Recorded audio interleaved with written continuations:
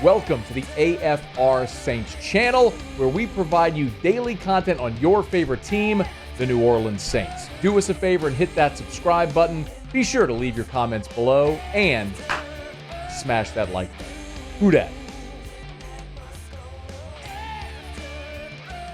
Mickey Loomis spoke with the media at the Saints Hall of Fame golf tournament on Monday.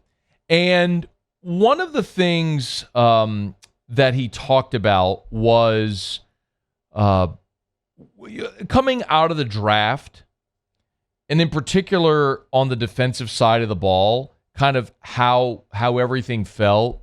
Give a listen. Yeah, number one, please. I was pretty excited about it. You know, you go into these drafts every year with, probably 20 guys that you kind of have targeted, and you end up, generally you're going to end up getting a good portion of them, but not every pick. And I felt like every pick was someone that we had targeted within that group. And it didn't fall perfectly for us, but it kind of did in a lot of ways. So real excited about the group. I thought that, we had a good rookie minicamp and saw some good things. And so, look, I'm optimistic. By the way, the Saints just tweeted, like literally as we're sitting here doing this segment, the Saints just tweeted a picture of both Brian Brzee and Jake Haener signing their contracts with the caption "Done deal" for the draft pick. So they have all their draft picks signed, mini camps in the rearview mirror, looking towards OTAs, and ultimately training camp. What the Saints aren't done doing is adding to the roster.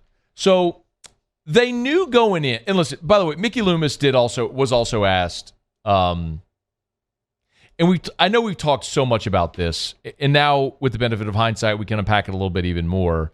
But we knew where the musts were on the defensive line, and really in the front seven as well. And where they felt like they were going to need a supplement. So Mickey Loomis was asked if they thought they were going to be adding defensive line in the draft. Give a listen. I think we felt like there were some players in the draft that could help us. As I mentioned before, there were some targets that we had, and look, we got a couple of those targets, so it worked out. But you don't always expect that. You hope for it, but you don't expect it.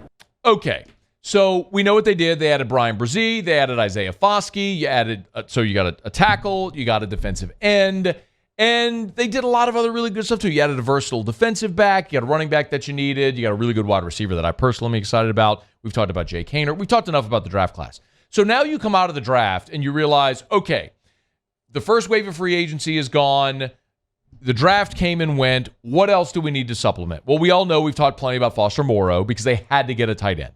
And the fact that they didn't draft a tight end really tells you they knew they were going to get Foster Moreau. They had that done. So they did, and they do, and he signed, and the prognosis is great, which is awesome. So now you start to look and you say, okay, where else do you add?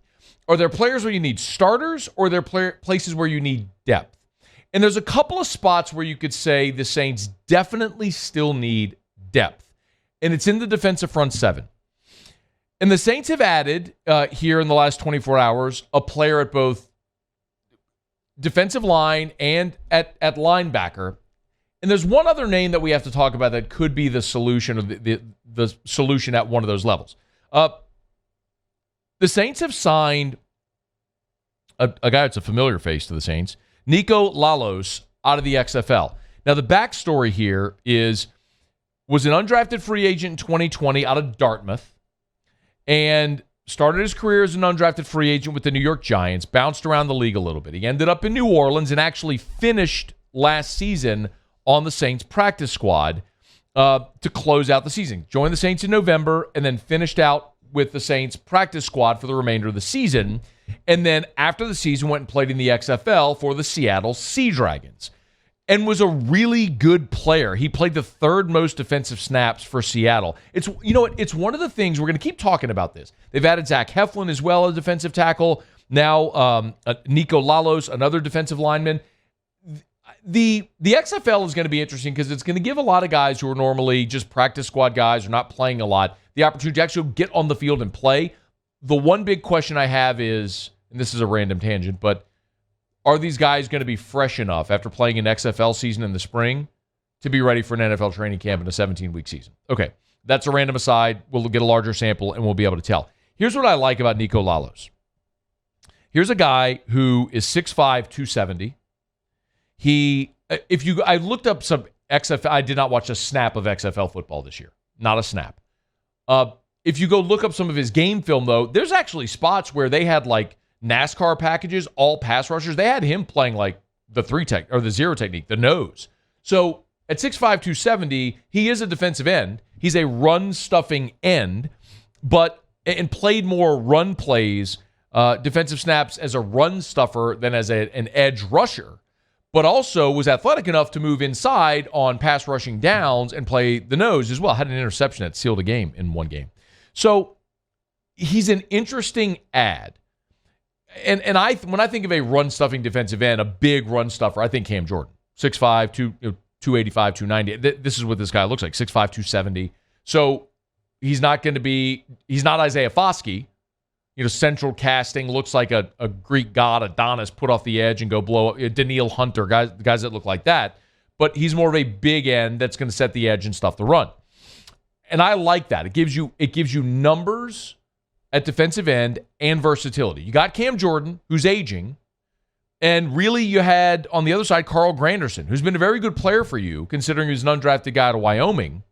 But after that, it's Tano Passanio, who's been a rotational guy. You've gotten zero out of Peyton Turner to this point. You hope he steps up and becomes a great player. But if not, you need other options there to be part of a rotation. And so maybe Niko Lalos can be that guy. Maybe not. But you're taking a flyer on a guy who you liked enough last year to keep on your practice squad, and then ultimately went to the XFL, played well, and now you're bringing him back into camp. So I like that a lot. The Saints need numbers on the defensive line. You lose Onyemata, Tuttle, Street, Davenport, Caden Ellis at linebacker, but you add Saunders and Shepard and now Brzee and Foskey in the draft. You've mirrored those numbers, but are you better?